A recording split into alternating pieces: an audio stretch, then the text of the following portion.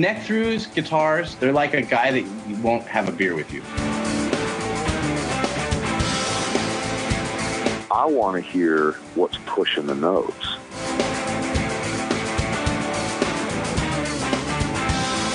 Freddie King and B.B. King, Albert King, and let's not forget Burger King. I don't want to blow my knuckle out. Stainless steel is the work of the devil. These go to 11.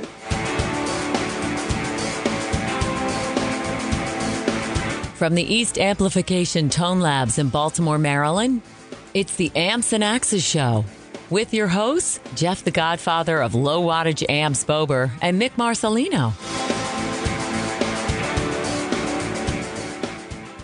Well, good day to you, sir. I gotcha. Good day to you, Mr. Marcelino. Well, good day to you, Mr. Bober. Thank you. It's a slap-happy day. God, it is. Slap some brain cells. And it's only 600 degrees outside. Right. It's pretty good. Pavement has turned into liquid. So that's good. Well, you could swim around then, I guess. Yes. We got to thank the fans, as we always do on our show, because without you guys, we do nothing. We're just talking to each other. We're just talking to each other through expensive equipment. Right. I thought we wouldn't do that. I sound better. Right. I sound better on mic. But no, yes, thank you so much. And make sure you click through our webpage, ampsandaccesscast.com. See, I didn't do the www. That's the one I always go to. Mickey got on me about that, so I don't do that anymore. Just ampsandaccesscast.com. It'll take you to where you got to go. In there, you'll see all the social media. You're going to see that Amazon banner. If you click on that and you go out to Amazon and you buy something, we get our beaks wet a little bit off of Amazon's dollar, not yours. Right. So that's kind of cool. That's why we like them. Yeah. And then if you don't want to revisit our webpage, which we hope you do, you can actually bookmark that. Once you get out there, just bookmark it. And then every time you go, you bring up that bookmark and it kicks back. Right. If you're, that's beautiful. It's automatic. And it's a win-win. You'll have a drone bring your package, and we get a cut from it. I'm waiting for that. Yeah, those things will be falling out of the sky like rocks. People will be shooting those things. You imagine drones flying over L.A.? The gangbangers in L.A. will be shooting those things down. It will be like mayhem. Anyway. Hey, look. Oh, good. Another Amazon delivery. Yeah, I got my new iPod. There you go. It's got a hole in it, but it works. I don't know what it is, but it's coming to me now. Oh my God. Also, there's a PayPal button. Thank you for donating. Yes. And most important, our good buddy up in the north, where it's probably a little bit cooler. Probably Mr. Jason Saditas. Is that everybody? He just delivers. I know. The guy just delivers. He is a machine. And let me tell you, good luck, because the cat just comes up with these licks, and I go, I don't even know what. Right. It's so crazy. And he's got a new album coming out. Yep. And he's going to be giving us some snippets, and we're going to be able to put them up. You guys are going to be able to listen to a little bit of that, and if you like it, once it comes out, then you can go ahead and click through. We're going to have something that we'll be able to click through, right? And then you'll be able to go out there and purchase the album. Right. So we're one-stop shop here. Yeah. And now his drummer's from the Aristocrat guy, Marco Miniman. Yeah. You don't get much better than that. Yeah, that dude's crazy, man. Yeah, crazy. Yeah, a little bit.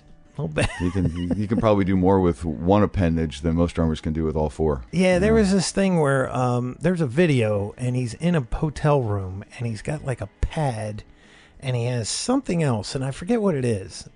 Oh, it's a squeak toy. Right? So he's doing this thing with the drumsticks, and he doesn't have any, there's no bass drum or anything, but he's keeping his pattern. He's keeping this crazy beat on the bed and this pad, and then he would reach over and squeeze the thing. And it's the craziest thing, but it is so cool. And the guy just looks like nothing. Right. He's like that. That's why Jason and he record together, because they're both just crazy. And crazy good. And if you go back and listen to that episode, when we say they record together, they don't even see each other. Right. Jason writes it out.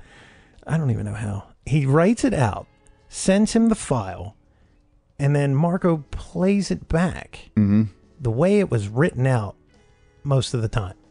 Yeah, I don't understand it, because I don't know that I've ever even seen music written out for drum. No. Well, I have, but it's it doesn't look normal because it's got like X's, and each line of the staff, represents like a hi-hat or the snare or. Okay. So it's written out, but you have to know there's like some universal thing, I guess. Yeah. Well, it would be like the music staff, you know. And it is. It's music staff, but it's not notes. It's just X's. Yeah. It's drums. Yeah, and then they put them like if it's an eighth note, it'll be flagged like an eighth note, but it's just an X instead of an actual dot. Yeah. Wow. Yeah.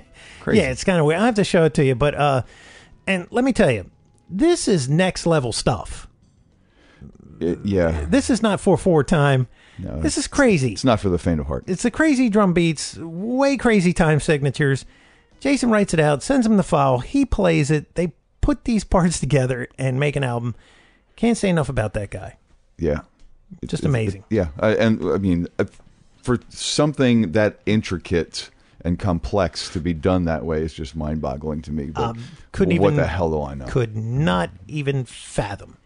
You know, and speaking of recording, yes, I was over at our friend Dave Nachotsky and Joe Rinaldo's Invisible Sound Studio in Baltimore yesterday, and that's the place that also houses the North American Guitar Amplifier Museum, which I actually did an article on in Premier Guitar a couple of years ago, I think. So I've seen some of the pictures from that place. It's crazy. Yeah. And there's an article floating around in Premier Guitar about it. Yeah. I don't even remember what year or what issue, but just, if you're curious, search it out. I'm sure you'll find it. But we were over there, and every 6 or 8 weeks they would do this thing called Tone Geeks, where all the guys would come in. You get to play any of the amps you want. You get to look at all the recording gear. They get, very cool selection of old microphones and everything. And guys would bring their cool gear, or they would bring their guitars made by all these cool Thorne and Collings and all the cool stuff. Cash. Yeah. I don't think there are any Cash guitars there. No. I know what you meant. No. But anyway, we were over there yesterday for the very last Tone Geeks get together because they're going to close the doors and liquidate everything. Good God. They're recording through July. I guess they're finishing up whatever they put on the books or have on the books to record. But they're closing in July, and everything is for sale. Everything, smoke damage, fire sale, gotta go, Good God. Except there was no fire. But yeah. If you're interested in any kind of cool amps, I imagine the recording gear is going to the collection of microphones, and I mean, this is stuff. I mean, it literally lines all 4 walls of a couple of rooms, probably 3 deep, in just amps. Well, there you go. You'll have a good time. Just make sure you bring your paycheck. Bring the checkbook. Bring the checkbook. Paycheck? Yeah. What the hell? Yeah. Bring your paycheck. Or 3 or 10. Or 10. Yes. Yeah. But yeah, I mean, if anybody's interested, and you can get a hold of me, I will tell you how to get a hold of them. But if you're interested, it's in Baltimore. If you really want a piece and they have it, it's worth the drive. You can also get us through the website. Yes. On our comments page, you can just go there, fill out the information, kicks it over, and if you want to go email us directly, it's ampaxcast@gmail.com. Well, there you go. So they can go through that way too. Right. And then I get it right over to Jeff, because usually the comments come in, they're not for me. Well, they're not always for me. Yeah, the ones that come in for me are like, can you stop talking? Well, I'd never say that, because I know. Well, it would be one-sided, and I don't like that. But anyway, speaking of talking, we get to talk to someone else again today. I'm crazy super stoked about this one. Good. Yeah, Good. I'm glad. Well, I mean, me. I'm a little bit younger than you. And I grew up in it was a different. My influences were different. Right. They just were. I mean, I've gone back, but when in that time zone that I was, developing and all, it was the late 70s. And then, of course, we dumped into the 80s, which some people could say, but anyway, it was in that. So it was more metal than it was rock and roll type stuff for me. Okay. For you. Right. Yeah. And I've known about the band that this guy's was in. Right. And it was, I like them better than Metallica, and it's Megadeth. Mm-hmm. So, with the guy that we got today is, he was in there for 6 years. It's kind of one of your genre heroes, Yeah. Peace Sells was one of those albums that I was like, maybe not produced as well as it could have been, but that was some cool riffs on that album. And that was their debut album, was Peace Sells. Now, our guest is not on that. Okay, yeah, he wasn't there from the beginning. No. It was another guy named, I think his name was Chris Pollock, and he passed away. Had some drug and alcohol problems. If you see that behind the music of Megadeth. Oh, okay. Yeah, I think that's his name. I probably blew it, and everybody's going, well, you're such a Megadeth fan, you have no idea what the guy's name is.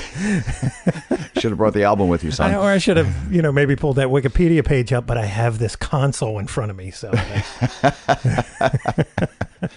Well, regardless, he wasn't there then. No. But he was with him, what did we say, 6-9 years, something like that? 6 years. It was 2008 to 2014. Right, and just recently left. Yes. To pursue his own career. Mm-hmm. But, did some really good stuff when he was there with him. It's just phenomenal player. I've seen some stuff. I'm not as familiar with him as you are, but I've seen some stuff. It's just a ridiculous player. If you search this guy out, if you know who he is, you don't even have to search him out. But if you don't know who he is, and you do, you will be amazed. Right. To say the least. And multi-genre talented, from what you were saying. So crazy. we'll ask him maybe what his favorite genre is. Maybe it's not metal. Who knows? Who knows? Yeah. But we're going to take a quick break, and we will be right back with Chris Broderick. This is Gretchen Menn, the guitar player of Zepparella, and you're listening to Amps and Axes. All right, and as promised, we're back, and we have our guest for the week, Mr. Chris Broderick. Chris, how are you? Good. How's it going, everyone? It's going well. Thank you for taking the time. You were apparently a very busy guy. I think Mick said that we had to reschedule a little bit at some point, right? Or we just couldn't find the... Yeah, well, it's, his manager, I guess, that was... George is your manager, I take it, Chris? George is our publicist. Oh, okay. Yeah, he was... we usually do this on a Wednesday. And he said, "Oh, he's got, he does this thing on Wednesday." I said, "Oh, okay, no problem. We can move this." I want to tell you guys, I really appreciate the fact that you could do that too. So thanks for having me, and thanks for accommodating my schedule. Not a problem, man. Happy to do it. Yeah. So that's the beauty about these podcasts. You can. Right. It's not live. It's Memorex. Yeah, exactly. They should change it from Memorex. It's eternal. Now, once it goes out on the internet, it becomes eternal. There you go. That is true.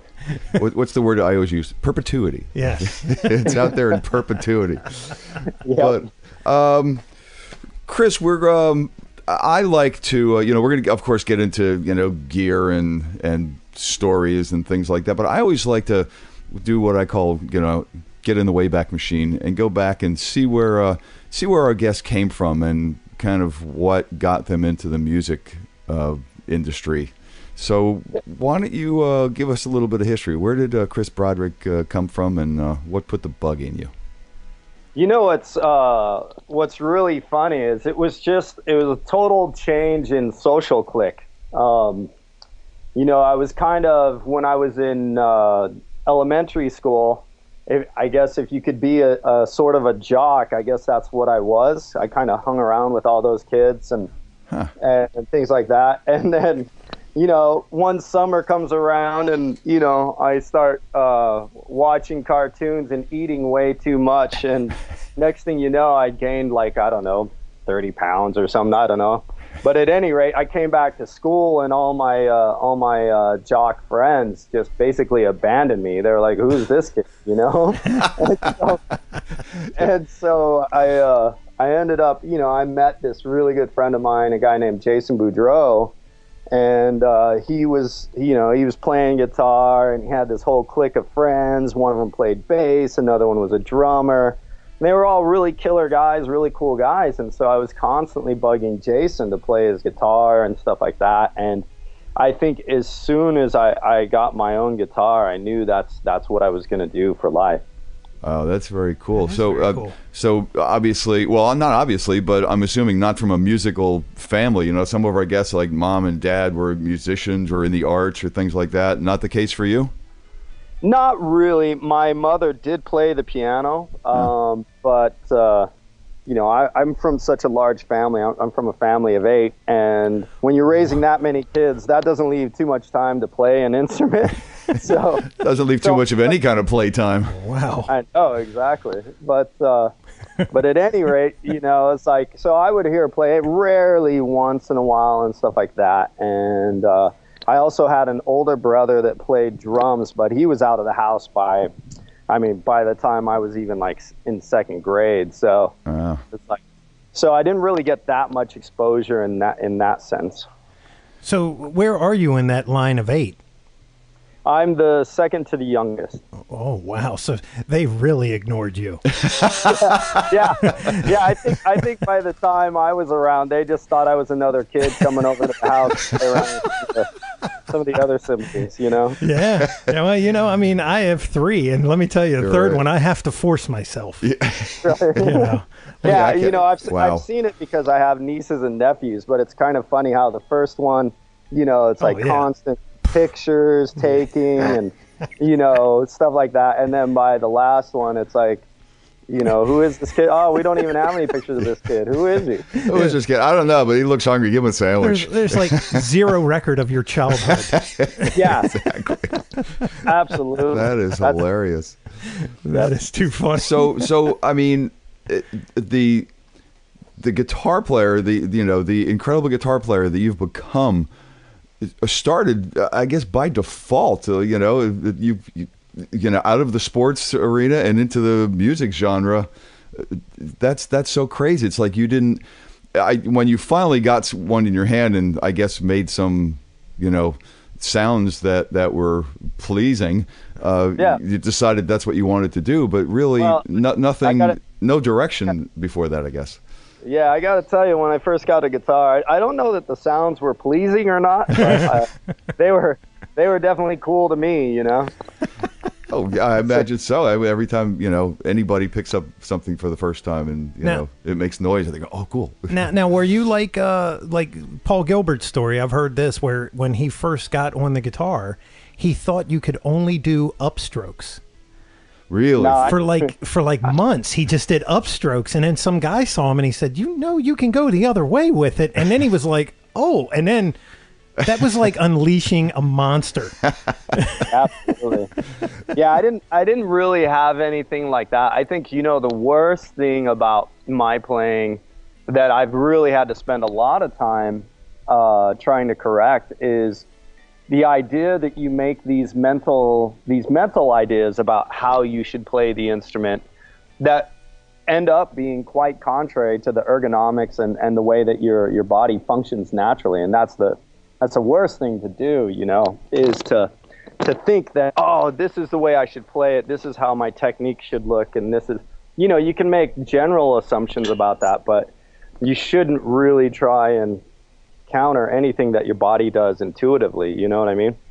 Yeah, I think you probably lose in the long run eventually. Trying to do that. Yeah, eventually. Yeah, it just seems that, if it would inhibit potential progress to not do it the most comfortable way that you can. Sure. I think. And the difficult aspect of that is knowing the difference between what is the most ergonomic and comfortable way and what is the most habitualized way, where you feel comfortable with it just because you've practiced it that way so much, or you didn't try anything else when you were forming your technique. But Yeah, I guess you got to try it all and see what works the best for you, and I guess that probably differs in genre, like the type of music. Some music requires you to play a little differently than others. Well, that's part of his classical thing. Yeah, that's what I'm saying. Yeah. So when you finally got into the guitar, do you remember what your first one was when you got it? And yeah, it was I bought it off of a friend of Jason Boudreau's, and he sold it to me for $40. It was this like unnamed guitar that had 18 frets, and I put black electric tape I painted it red and put black electric tape all over it. Wanted to be Eddie Van Halen, and you couldn't even tune the thing, I mean, it wouldn't even stay in tune. It sounded horrible. And I used it for a little while, but then when I finally got a nicer guitar, I chucked it off the balcony of my parents' house, and it went 20, 30 feet up in the air, and it went down another level because I was on the balcony and crashed into some cement and stuff like that. Totally exploded. It was great. I loved it until I found out that was a Sears guitar, and it was designed by like Les Paul or something. The pickups, it had something to do with the pickups being really sought after and collectible. And it was worth $800 after I'd thrown it away. Oh my God. Yeah. So was it some Silvertone thing? I'm not even sure. I mean, Sears sold Silvertone. Yeah. I don't know if they sold anything else. It was probably something like that, and it had something to do with the lipstick pickup that was in it. Wow. But, yeah, I have no idea. I just thought it was the biggest piece of junk I ever played, and I wanted to show it that kind of respect, Man, there's a I wish I still had story, Oh my God. Yeah, we've all got a few of those. But, I've got a whole laundry list of those. For sure, for sure. What amp were you attempting to make noise through at that point? Well, at that time, when I first got it, I don't even know how I did it, but I could plug into my father's stereo. And I don't even know. It just totally distorted the whole thing out. I don't even know how it did it, but even just beginning, I thought that sounded horrible. But at least it was volume, At least I had some. And then the next thing I got was this amp that was like it had a 6x9 speaker in it. It's probably collectible today, I'm sure. But it had like a 6x9 speaker in it, and it took D batteries, like 8 of them or something silly like that. Nice. And that was my first amp for a little while until I started saving up, and I think, gosh, I went from that the next amp I remember was I got one of those Carvin X100B stacks. Like, wow. I saved and I went all in. Yeah. Yeah, man. Yeah, they were, a bargain for the price, you buy them direct. There's American made. Absolutely, yeah. Yeah. You want to hear a funny story about that, though? It was, I saved and got this amp. It was like my total, pride. And I had all these friends at school, and one of them, he's like, "Hey, man, I have band practice, but I don't have an amp tomorrow. Can I borrow your amp?" And I was like, "Sure." I let him borrow a half stack, the head and the top cabinet, and he rolls up with his bass player in this old Vega or Pinto or something like that. At any rate, so I lend him my stuff, and he's like, "No, we got it, dude. Don't worry about it. We'll take care of it." So I'm watching him out the window as he's loading it in, and he puts the amp head on top of the car so he can load the cabinet in the back seat, and he gets that in. And then next thing I know, I just see him get in the passenger side of the car. Oh my God. No. And he goes to take off, and I'm running for the door. He pulls this UE, and the head comes rolling right off the top of the car, smack right down onto the pavement. Oh my God! And he makes the UE, and he goes about another 100 feet, and then I see him stop, And he comes back slowly, really slowly, as I'm like looking at my amp, trying to see how messed up it is. And he had the nerve to tell me, he goes, you know, I wasn't even going to come back until I saw that you came out and saw that. I was like, what? Oh my God. But the cool thing was the amp survived. So wow. That's good. Wow. You know, there's a ringing endorsement for Carbon, you know? I wasn't going to come back until I saw you come outside. I thought he was going to say, if you didn't make me make the U-turn, the amp would have been fine. It's like, why did you let me hit you at 80 while you were sitting at that stop sign? Dude, I'm only 2 blocks away. The amp would have been fine on the roof. Holy Christ. Oh, man. So it still worked. That is awesome. I don't imagine you lent out much gear after that. No. Especially more. Go ahead. Yeah, I said especially anybody that needed to load it into a Pinto. Yeah. When the amp's worth more than the car, you got to start. You got to question things. Yeah, really. You got to put things in perspective. So the first band with all the high school guys, what kind of stuff were you doing, and were you into the metal kind of stuff then? I mean, you said you were a big Eddie fan. Yeah, I was definitely a big Eddie fan. But I remember us doing, you know, by the time I got into my first band, I remember doing stuff like some Motley Crue and, you know, You Got Another Thing Coming, Judas Priest, and, you know, Dio, Rainbow in the Dark, stuff like that. Stuff that wasn't quite as commercial as Van Halen was. I was starting to get more into the, you know, the heavier side of things, I think, at that time. Now, had you started taking any sort of lessons at that point? And because I know you're classically trained as well, how did all that come about? You know, I started taking lessons pretty close to probably within a year and a half of starting the guitar. It was just like I wanted lessons right away, and I had went to my parents initially and said, "Hey, you know, can I get some lessons?" My dad was just like, "No." You know, so I was like, I guess I can't get lessons, you know, and then unfortunately, you know, my parents split and stuff like that, and I went to my mother and I was like, hey, if I get, you know, a paper route and pay for half my lessons, because that's what I worked it out that I could afford half the cost of the lessons. I was like, can I get some lessons? And she was like, yeah. So nice. So I started taking lessons pretty early, and you know, I loved them so much. I started taking, I remember I started taking classical guitar first from this private instructor, and then probably within 3 or 4 months, I started also taking electric guitar lessons from this other instructor. Wow. And then as time progressed, I started taking 2 classical guitar lessons a week from 2 separate instructors. And then I started taking piano and voice as well at this community college while I was still in early high school, you know, and I was just running around everywhere. Wow, that's pretty impressive. That's a regimen. Yeah, totally.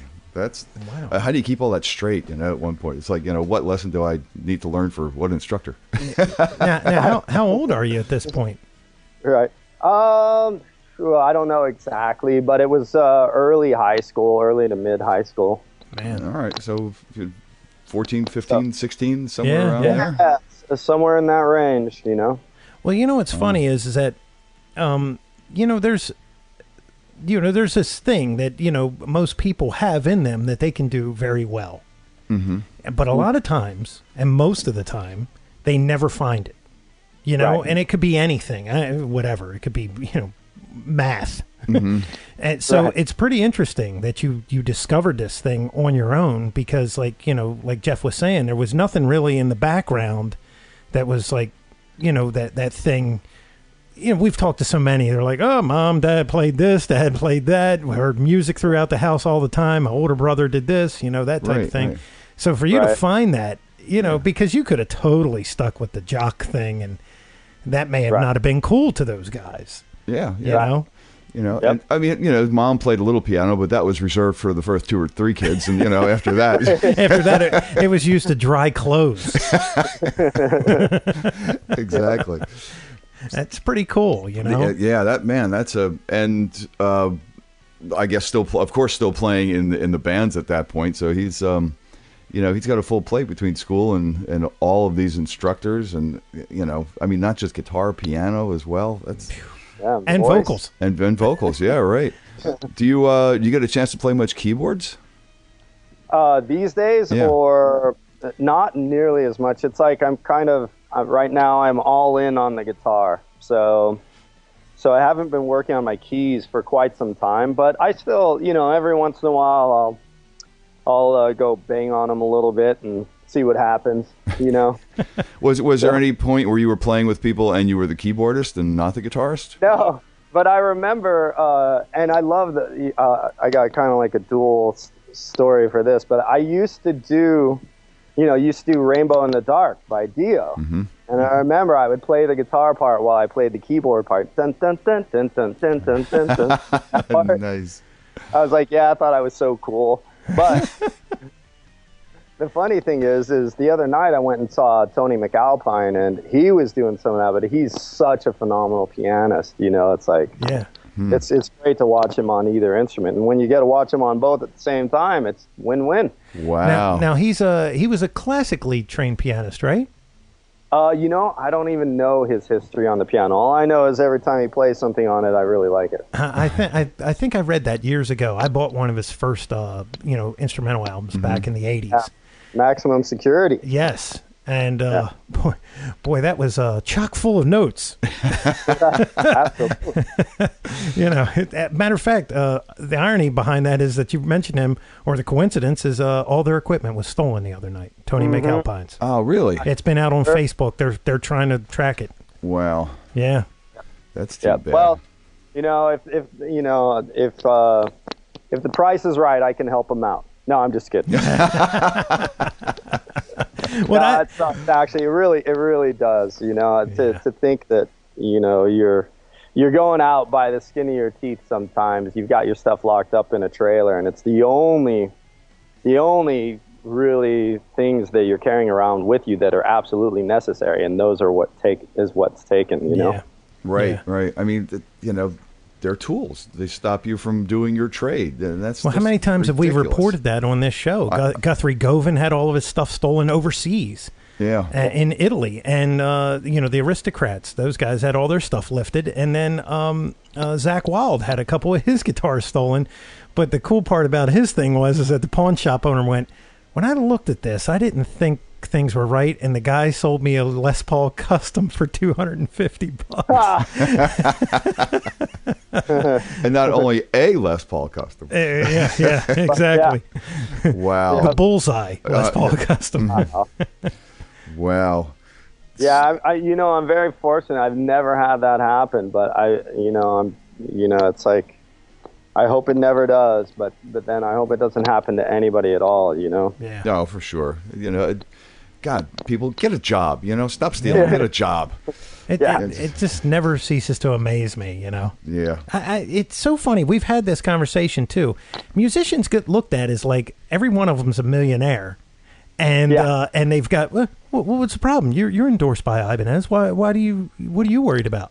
It's right. What do you think? Ibanez comes to his door every day with a new guitar. But it's like, okay, what am I going to do tonight? Yeah. You stole all the guitars that I had here. Right. Right. Yeah, it's ridiculous. All right, so we go from high school, and eventually you wind up in, I guess, what was probably one of the first bigger bands you were in, or was there something before Jag Panzer? Well, that's when I went through college. Was primarily before and during, but the major band that I first joined was Jag Panzer. Cool. Yeah, that's I have to be perfectly honest. I had not heard of that band before I did a little bit of research. It wasn't familiar, but 11 years it looks like.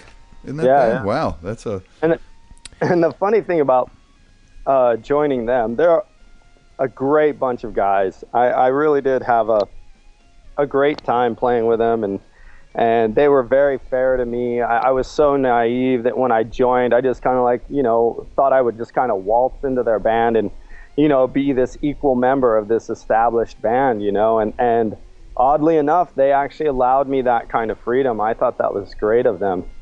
But, typically that's not the kind of situation that would happen, I think, these days. If you get into a band that's already established, and they're letting you in, it's like, okay, you're the new guy, there's going to be this at least internship period before you can really do anything. You got to prove yourself. We've got to see, what kind of a player you are, how you write, but they really just allowed me to come right in and be a partner in their band. And that was awesome. But it was funny because when I first got the call to join them, actually Jason Boudreau had told me about it, and he said he got the call to see if he wanted to do it, but he wasn't going to do it, so he thought he would offer it to me.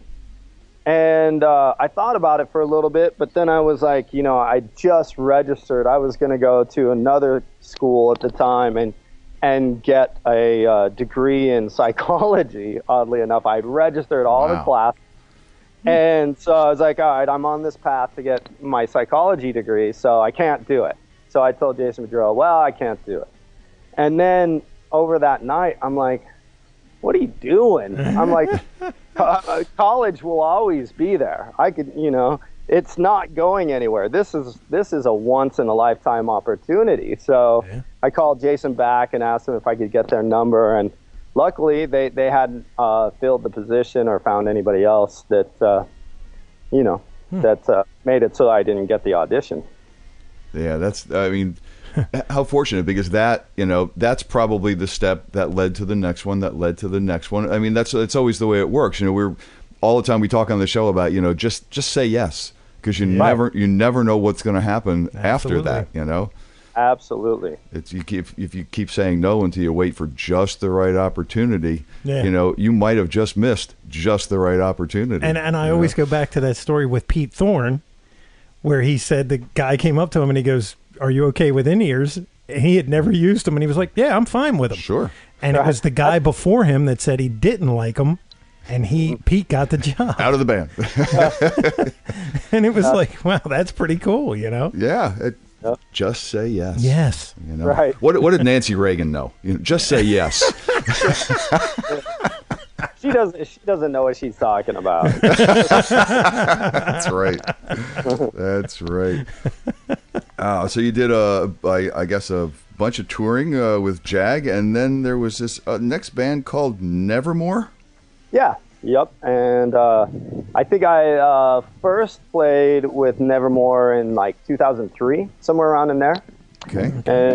And it really was a meeting where Jag Panzer and Nevermore played the same festival over in Germany. I think it was the Wacken Festival. It's a good festival. Yeah, it's a great festival. One of my favorites for sure. But so at any rate, we both played, and we both got stuck because what I think happened was we were both supposed to go do a festival in Greece that got canceled, and the promoters had already booked our flights.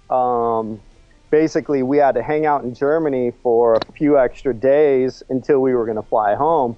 So we were all kind of just hanging out and palling around and talking and stuff. And, they started talking to me about doing a couple of shows as their second guitarist and stuff, and I was excited. I was a fan of Nevermore before we had met, and I loved Politics of Ecstasy, and so I was really looking forward to it.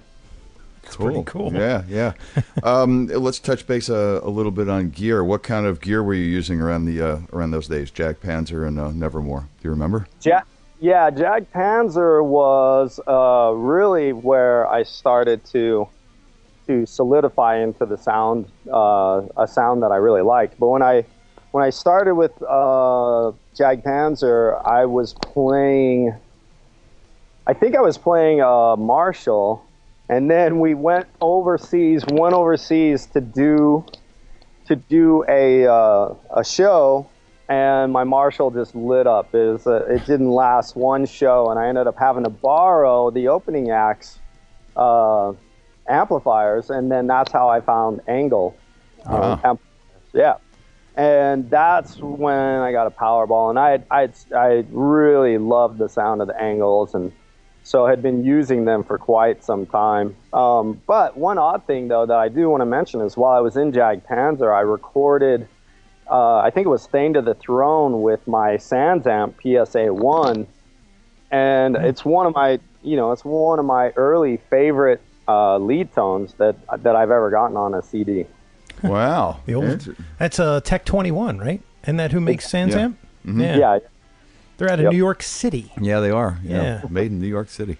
Yeah, they've been around forever. Yeah. Yeah, because they made the bass DIs forever, and then they got into some pedals, and then that PSA-1 is a 1U rack mount piece. Am I correct with that?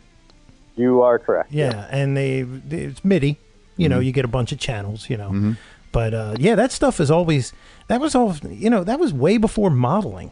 Oh, yeah. Absolutely. And those cats, you could, if you had like a little Fostex or, a Tascam or something, and you got one of those direct bot, man, that thing sounded good. Yeah. I remember seeing those guys year after year when we were doing NAMM, back with Buddha. And, I saw them, they were there probably the first year that we ever did NAMM. And they're just a mainstay company and one of the early ones in developing things that you could do that with. Sure. They don't they do the box for Kotzen? Is that yes, yes, they do the it's called the It's that pedal that's it's a triple thing. It's got delay. It's got amp. It's got an amp simulator. Preamp. Their thing. It's got delay. It's got distortion, and it's got reverb. And it's called the Gig Rig or something like that. Yeah. Fits in your guitar case. Yeah. Right. Yeah. Nice. Yeah. That's pretty cool. Never messed with it, but it sounds interesting for sure. Yeah. He said that he takes it because he doesn't want to carry a pedal board around, so it's just one long pedal. Yeah, he actually developed it with them, right? Yeah. And it's got these little knobs that I think they recess in. You push them in when you're not using them, and then you push them and they come out, and you can turn them and then push them back in. Oh, yeah. And the thing's all LED'd up and everything. You know how it is, man. I mean, it's a different world now. It's all glowy and stuff. Yeah. Now, your guitar at that time, were you using Jacksons? At that time, no. I was primarily Ibanez. Oh, okay. And you're still with them, right? No, I'm Jackson artist. Oh, now you're Jackson. Okay. Yep. There's one thing that, well, I can cover it now, right? Yeah. It's very, very different to hear this come from a guy that plays like, the faster stuff, especially, Chris can just shred. I've seen. 12-inch radius. Is that correct? That is correct. Yeah. How about that? And that's on my Jackson Signature Series guitars, and that's really stems from my experience with playing anything from a totally flat radius like my classical guitars to an extremely curved radius like a violin, because I actually played violin for a little while as well. So 12. Of course he did. But I really like the curved radius, and I can tell you why, especially with a 7-string. What it does is, if you look at the plane of the strings, it actually adds a little bit more separation on the plane of the strings, even though the neck width is the same. You know what I mean? Yeah. And I never thought of it in that respect. Yeah, I like it for that, and I also like it because, I think the fingers have that natural curvature to them. You don't get the hand cramps in the lower positions, right? Right. Yeah. Right. So and I've heard people say that you run into issues with bending once you get to like a 12-inch radius or something, but I have never had any issues with the strings spreading out or anything like that. Not so much a 12. When you start getting into the Fender radius, it's 9.5, 7. The strings have got to come up off of the fingerboard so you can bend, and that would be your high strings. The B and the E. Right. I mean, if you did some bending on the low strings, it would do the same thing where it'll fret out. But 12 is pretty good. Ibanez and even Jackson, they get into 16, 17-inch radiuses, which are really flat. Carvin now has a 20-inch radius. Wow. Well, I Some think of their instruments. But that's what a lot of Ibanez's were running, were a 20-inch radius. That's insane. Wow. Yeah. So, That's almost concave. Yeah. I mean, it may as well be classical flat. Just make it flat. Yeah. And that, that's funny because when I had my current classical guitar built, I made the builder radius the fretboard because I knew I liked it. Wow. So he wasn't too happy about that, but Wow. Well, you think about it, right? That changes a few things. Well, also, he probably like looking around going, yeah, I don't have any radius blocks in this shop. I build classical guitars. They're all flat. Right. I got a sanding block, That's great. But that's so cool. That's innovative, I guess, for lack of any other word. That's, well, I think it's just preference, Well, sure, but has it been done before? I've never heard anybody saying that. There are so many more wacky things that are done, even to the classical guitars. That I was playing one of John Dearman's 7-strings a couple months ago, and it's really cool how they don't do it like an electric guitar 7-string. What they actually do is on the 7th string. Actually, I should say this is how his were, but they have an extra 2 set of frets, so it actually goes past where the nut is for the rest of the strings. It actually extends backwards, and you can actually clip that off if you wanted to have a standard B, but it's set up so that you can fret down below the B to either a B flat or an A. Wow. So to me, that's much more, innovative than just, making the guy radius a fretboard. But yeah, he might have thought that it was very innovative because he definitely didn't want to do it. Well, it's so funny. We were talking on the last show about the Kubicki Factor bass, right? Where they used a lever, and there was 2. So they had a drop D. And you would flip that lever, and it was actually 2 extra frets. 2 frets behind the nut. Yeah, behind the like nut. that. Yeah. That's pretty wild. Pretty much like that 7-string classical guitar was. That's wild. But with radiusing the neck on the classical, then you've got to change the nut. The way it's cut, the bridge especially. Yeah. So that's it's a little bit of work. A little bit. That's cool though. Yeah, it's very cool. So your electric is not a compound. It's just a straight 12 radius. Straight 12 across the board. Wow. And it's 25.5-inch scale, though, right? Yes. Yep. So it's got the Les Paul radius, but it's got the Fender scale. Fender scale. Yeah. Right. Well, and that's, with my guitar, a little bit of what I was going for was I always loved the sound of a recorded Les Paul, but I never really got along with how they felt. Huh. So I was trying to make, a lot of what I thought really encompassed the tone of a Les Paul. One, of course, is the string length is shorter, but I wasn't going to compromise that on my guitar. So the other was the mass of the body, just how substantial those Les Pauls are. Sure. And that was another aspect of my signature series that I really wanted to try and bring out in that was, to have a nice solid body and have it resonate, and sustain for a long time. Now they're neck through guitars, correct? Correct. Yeah. So, excuse me. It's is it maple or is it a mahogany? It's a mahogany back with maple top. Okay, and the neck is mahogany also, or is that a maple neck? The neck is maple. Yeah. Oh, okay. So you got that stability. Yeah, especially. And it's got, I had them put graphite runners in it too. That's I've had. My Carvin was built that way, and that thing was rock solid. I remember for a long, it was one of those things that I had the guitar for 17 years, and I remember for the last 11 years I never touched the truss rod once. Wow. Right. And I was like, because it took those first 5 or 6 years to get where everything kind of crystallized and it got had enough of my funk on it. That it was kind of done acclimating, it was done. Right, it was set. Right. Everything settled in. Yeah. So I remember it was like, in the winter or something, I changed the strings, I checked the action, I checked the bow and everything. And And I was like, okay, gave it a little bit of turn. That was it. It was done. And I never ever went back to it. And then it was like years later, I was like, you know what? I haven't checked this neck in forever. And I checked it, and it was still perfect. And I was like, well, this is just crazy. Well, it's because it didn't fall off the roof of a car. You probably sealed it up with your funk so much that the wood was protected. Yeah.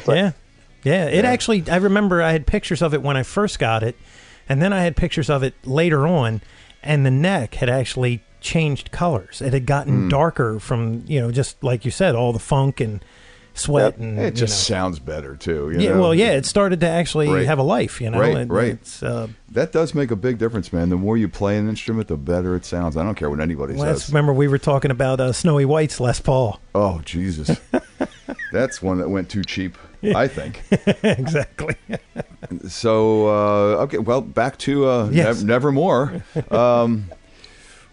What happened that you went from Nevermore into this next little band called Megadeth? Well, pretty simple actually. It was like the end of 2007, right at the holiday area, and I got this call, and it was Megadeth's management saying, "Hey, would you be interested in being the next lead guitarist in Megadeth?" And it was like, to me, it seemed so odd and ironic. I was like, "Is this a prank? Is this?" But I told him, I was like, "Yeah, I'm definitely interested in that." And so it went really quickly from there. I went down and met with Dave and played with him for a bit, and we talked about what each other expected and stuff like that. And from there, I just got to work on the songs. It was that quick, literally, because they had I met with him after the first of the year. I don't remember what day it was, but it was right after the first of the year in 2008. And, they had a tour at the beginning of February. So they had to have, somebody in place and working by that time. So it was just basically get to work, That's a quick study for that gig. Wow. Yeah, that didn't leave you a whole lot of time. And I was telling Jeff prior to getting on the, we do a intro to the segment. I was more of a fan of Megadeth than I was Metallica, and I always said that no matter who he has in the band, he's always got like really really top notch musicians. And Dave, you mean? Yes. Yeah. And it was like, well, okay, who are they going to get after Marty Friedman? Because Marty Friedman played with Jason Becker, right, who was from like Mars, right, and Cacophony, right? Yes, yeah, and Marty is no slouch. By the way, he is from Maryland. He's from Laurel, Maryland, and Marty just had these crazy techniques too. Like Jason. Mm-hmm. So then Chris comes along, and I go, "Well, there you go." That's who they get. That's who they're going to get to replace it, right? Yeah. I think Dave's from around here too. Is Dave from here? I'm pretty sure he's got family here. Oh, okay. Yeah. Oh, that's right. Yes. Yeah. Yes, he has family here. I think he's he's from L.A. or California. I don't know where he was born. In. Yeah, but yes, he has family here. Yes, I remember hearing that. Yeah. Sorry about that, Chris. Tangent. No worries. So you come into this gig and then you meet him, and what kind of time length was it? I mean, you guys you must have been like working pretty heavy to get these songs down, right? Yeah, absolutely. A couple of months. No, just a month. Oh, a month. A month, because it was the beginning of January, and we were heading to I think our first show was in Copenhagen. Wow. On the tour in February. So it was like 1 month. Wow. 1 month, make it work. What are the set lengths like? 2 hours? I remember that I had to learn initially 22 songs by the time we left.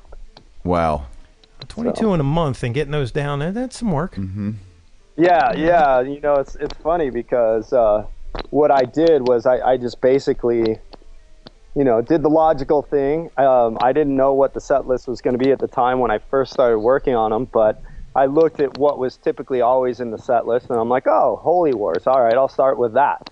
And as I started working on that, I'm like, man, I really have my work cut out for me. You know? What did I do? Yeah. But, you know, some of the songs, definitely Holy Wars is one that I would consider on the harder side of the catalog, you know, to do. Mm-hmm. Sure.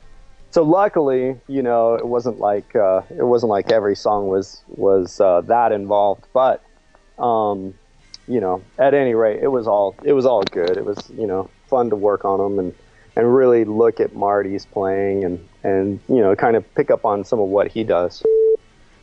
Wow, that's you know, I can't imagine just having to do that in a month. And I'm assuming there was some sort of rehearsal. You know, you probably got into SIR for a week or something, and I would hope.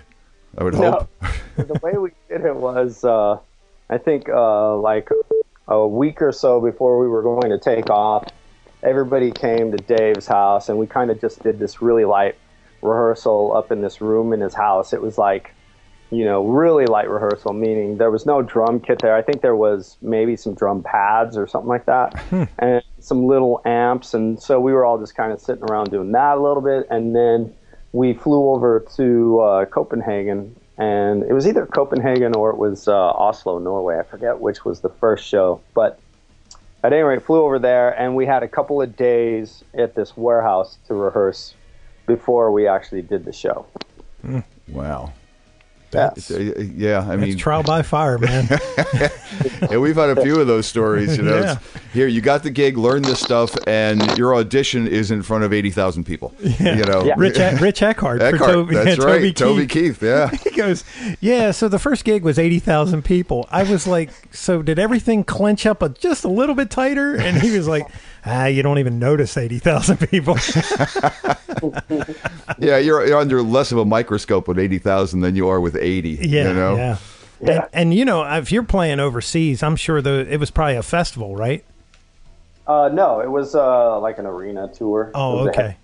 Because some of those festivals, it's like, what was it, 90,000 people in this field, you know, and they're all, you know, it's not like here, you know, there's not riots going on and buildings are burning. They just, you know, they're so much more. And I think there's so much more still into this genre than here. It's much bigger everywhere else. Yep. Now I got a question. The pick. Did you get manufacturing on that? Yes, I did. I have actually just talked to my manufacturer earlier today. He's sending me out another batch. That's cool. Cool. Now he has this thumb pick. Yeah. Did you see it? I did see it. It is very cool because he does, of course, 8-finger tapping. Oh God! On a 12-inch radius, by the way, right. And then you know does this crazy, you know, just pick.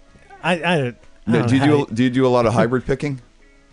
Not a lot, but I pick it up every once in a while. I did do more of it this round on the Act of Defiance material, but typically, you know, I would reserve that for doing like clean guitar, arpeggiated runs and stuff like that.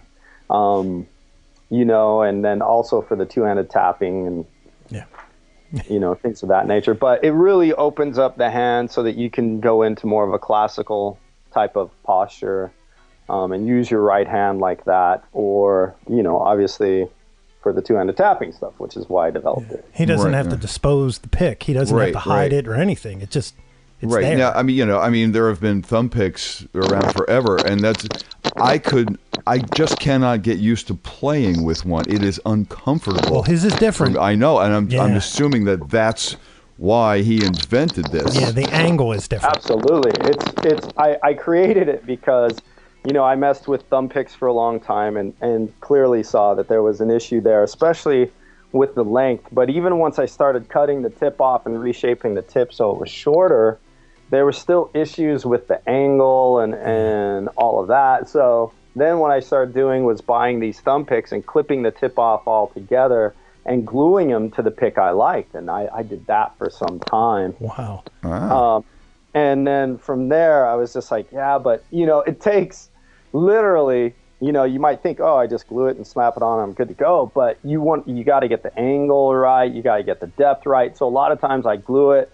No, that's not right. Break it back off. Glue it. No, that's not right. Break it back off. You know, 4 or 5 times. You know, and you had to make these up once the pick wore out. You were done with it. So I started thinking of like a sleeve that could hold on to the pick, where you could set the depth and you could set the angle, and you can even set how it sits against your thumb, and you know how much pressure it holds with, or you know, and you can use any kind of pick that you like depending on the material or the shape or the how pointy it is. So it really kind of makes it a lot more customizable than a typical thumb pick. Oh wow! So this, you can use any kind of pick that you would like with it. That's really Absolutely. Cool.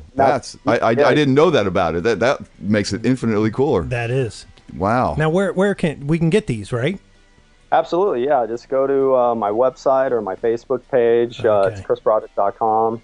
You can get them through there. You can, you know, I think it's Chris Broderick Fans on Facebook. Yeah. So okay, well, you know what we'll do, like we do with every show. Mm-hmm. The link for his website and Facebook will be on the episode, mm-hmm. and then when the episode goes into the episode's archives, it'll just stay there for perpetuity. There you go. I sounded like you were trying to rap here, but I do have one more question. When for Megadeth, even though you're an Angle endorsee now, I think, right? Right. Well, I was. Right now, you know, to tell you the truth, really right now I'm so on board with the Fractal gear. It's, you know, a bit of a Fractal fanboy.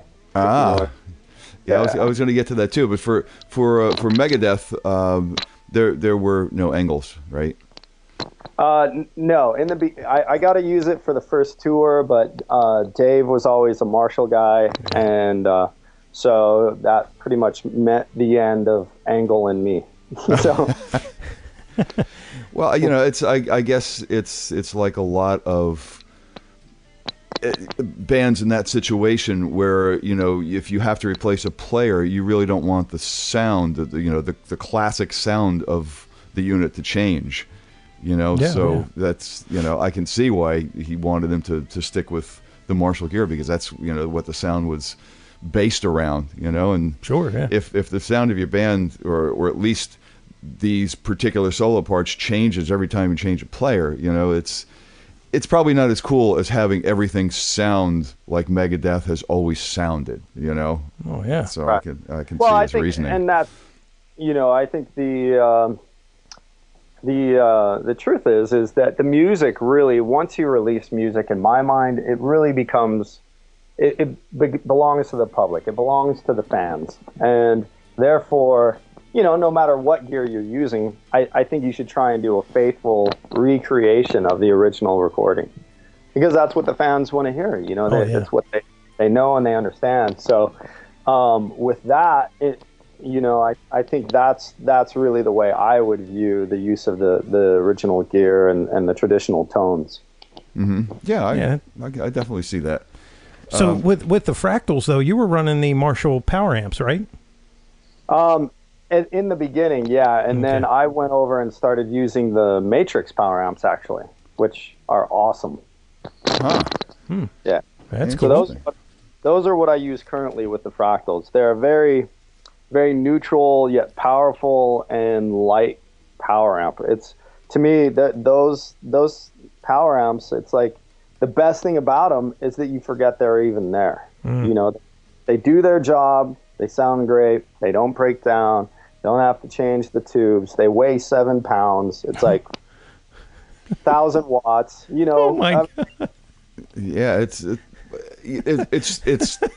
okay. It's the perfect fly rig. You know, yeah. 7 pounds, 1,000 watts. Right. Is that the reason you started going towards the Fractal and the modeling? Was a lot of guys do it because of cartage. Yeah. You know, the expense of moving things, and it's either that or you warehouse a whole nother set of gear, you know, somewhere in Europe. And sure, I guess it makes sense to do that if you're constantly jumping on a plane and going somewhere. Is that why you initially did it, or did you just really like the technology? It was very much out of convenience. in the beginning. Not out of, I mean, I wouldn't say it was out of convenience, but first of all, I always thought the Fractal stuff sounded heads and shoulders above every other modeling piece of gear out there. And though at the time when they were first out, you know, I could definitely hear a difference between that and tube amps. But to me, the fact that I could have so many different presets and I could carry, you know, I could have the reverbs and the delays and the choruses and all of that stuff in one package that is easily to modify and switch and all of those things, it made it worth it to pay a small price in tone. Now, today, I don't even think I have to pay that small price anymore. I think it's really that good. Because they have new revisions all the time. Right. Constantly coming out with firmware updates, and he, you know, Cliff, the guy that codes the software, is constantly looking at what people are saying on the forum there, and looking at, you know, what their requests are and what, you know, even when they have negative things to say, he'll test it in his lab and he'll check it out, and sometimes, you know, even he'll be like, you know what, you're right, so I'm going to come out with a new firmware and we're going to get this fixed, you know. That's very cool. That is very cool. I know the first ones, I think, if I remember correctly, single microprocessor, and then the second generation was a dual microprocessor. Yeah, so you get the speed of all the switching and having multi effects added in. You don't get all that crazy latency that can occur and noise and all that stuff, you know. I mean, the only thing I would like to see, and I've said this many times because of my profession working on computers during the day, is I would love to see them come out with like 2 power supplies and things of that nature, just because when you have 2 power supplies, one can fail.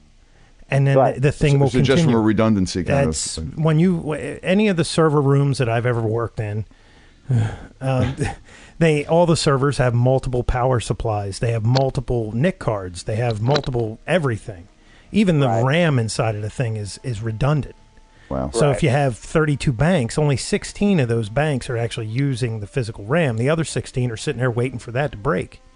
Wow. So if they did those kinds of things inside of these boxes, that would even make them that much more roadworthy.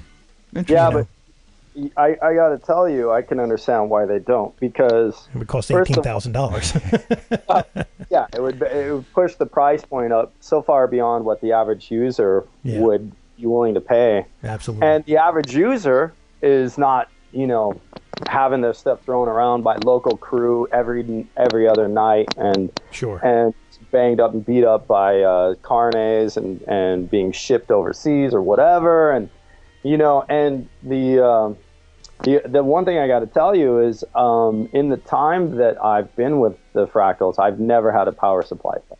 It's never failed on me. That's good. I've always had a main and a backup, and so if something did fail, I have my backup Fractal right there. That's sweet. Yeah, so that's the way I would run it. And I've never had any issues. The worst thing I've ever seen is that the screen started flickering once, and so we opened it up, and I had to clean the ribbon cable connection to the screen, and that was it. Wow. I guess some dust got in there, and it was just a little bit of dirt, corrosion or something, you know. And that's you know, that can be from all sorts of weather conditions that you're exposed to. I mean, you know. Playing outside and things like that is it's hell on gear. Oh, sure. You know, and going from hot and humid to if it's in the belly of a plane, it's now cold and dry. And it's hell, man. But I mean, obviously they're holding up, and that's a good thing. That's a really good thing. It's good to hear. So we go to the point now where you are no longer with Megadeth, and you're kind of doing your own thing now. So tell us a little bit about Act of Defiance. So this started about I'd say 7 months ago now, right at around December, right after Sean and I had left. We were talking about how we had all this music. Sean Drover, by the way, the ex-drummer for Megadeth.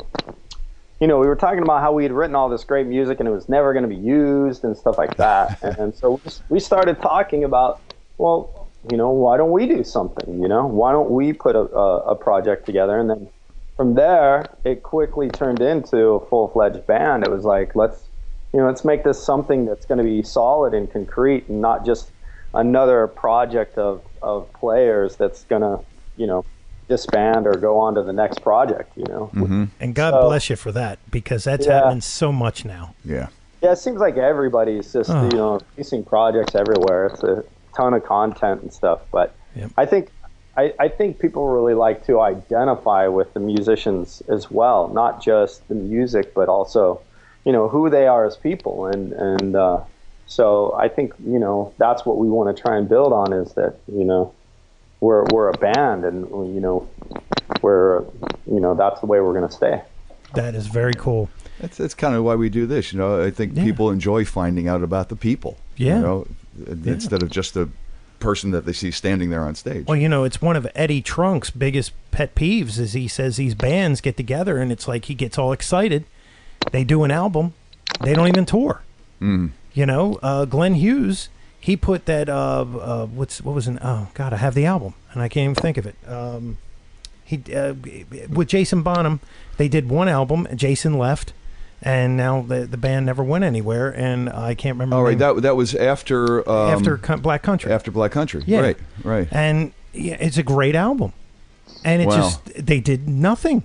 I think they played one show. Yeah, then that makes it a real band.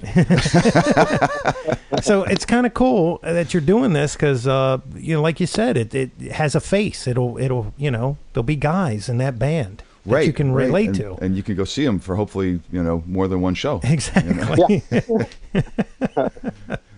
So it's been great, and we've really enjoyed our writing together. It's just been so liberating to be able to not only express myself musically but artistically, and it's been a great experience. Now, is there any material out yet? Yeah, there is a teaser clip that's out there, and then we've got some stuff that's going to be released really shortly here. I'm not sure if I'm allowed to say, so I can't say the dates, but we do have a release date, and we have a couple of videos that we shot, and one of them is going to be coming out really shortly, and some exclusive radio releases and all kinds of good stuff. So.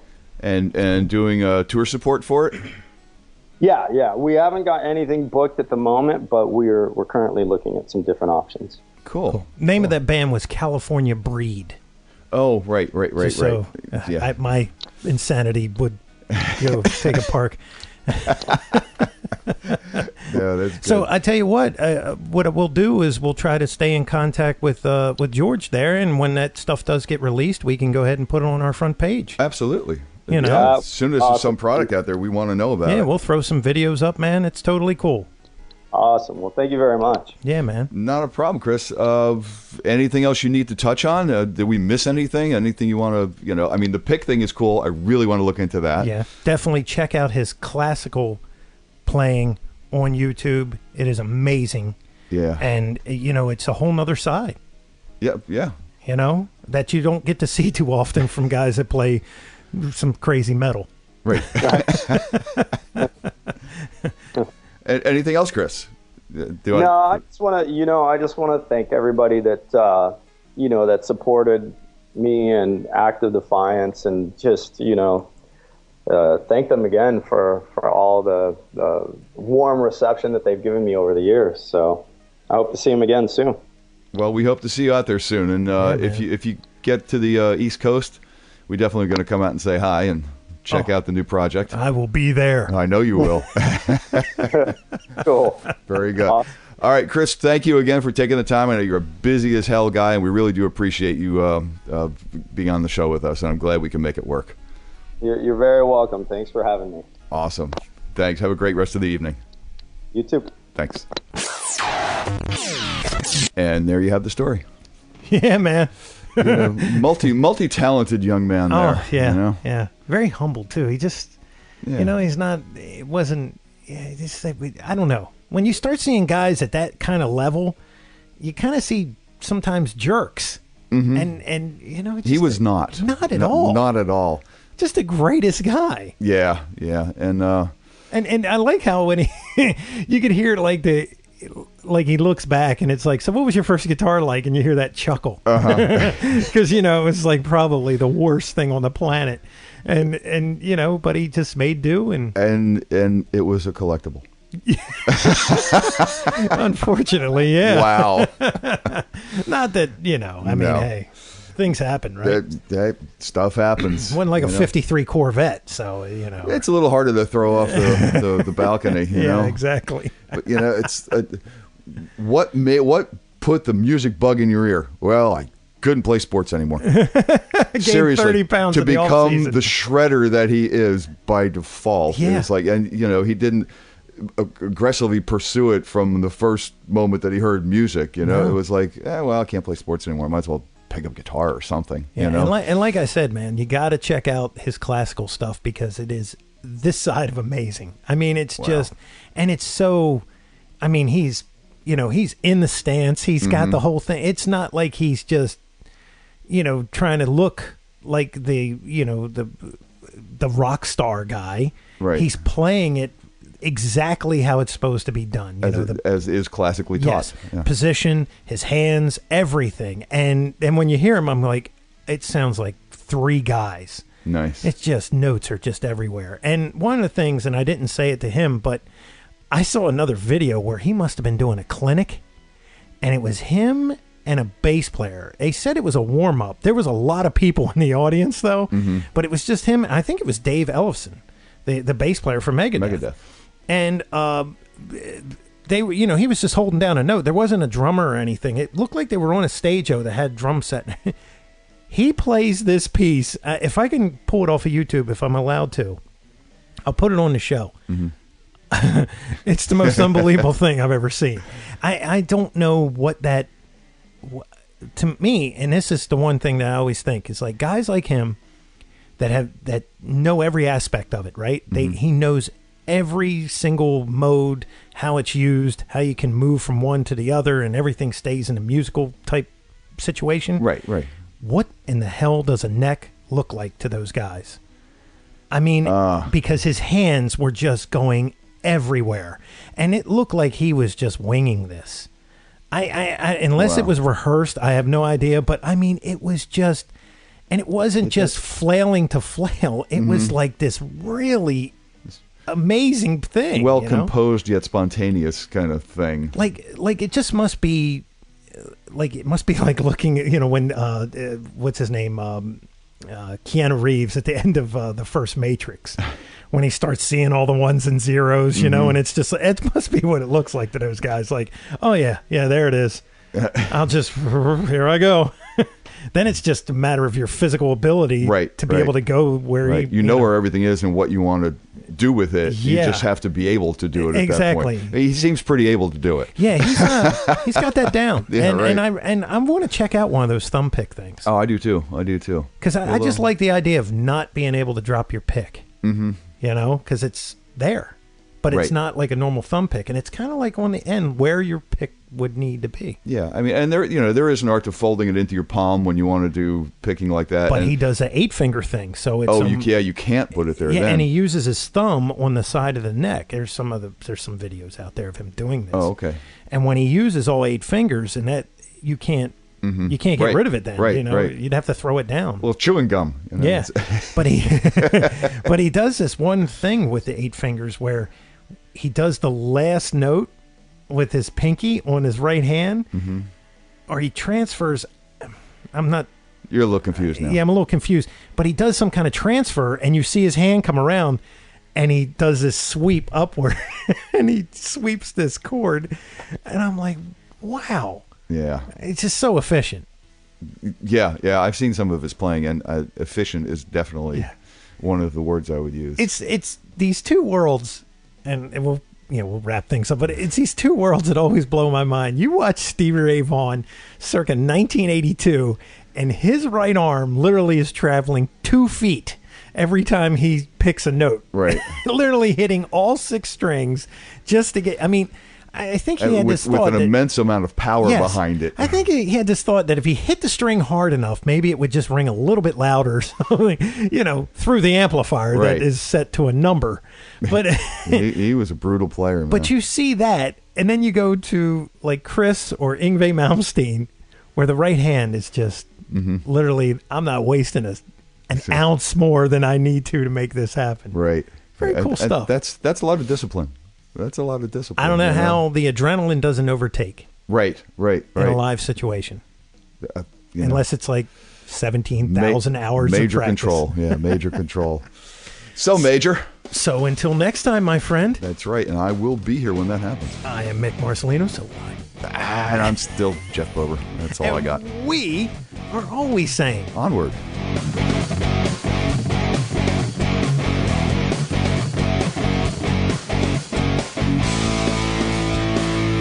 Be sure and follow the show on Twitter @Amps and Axes. Also, make sure you like the show on Facebook. For news, comments, and everything else, visit the webpage ampsandaxescast.com. Thanks for listening.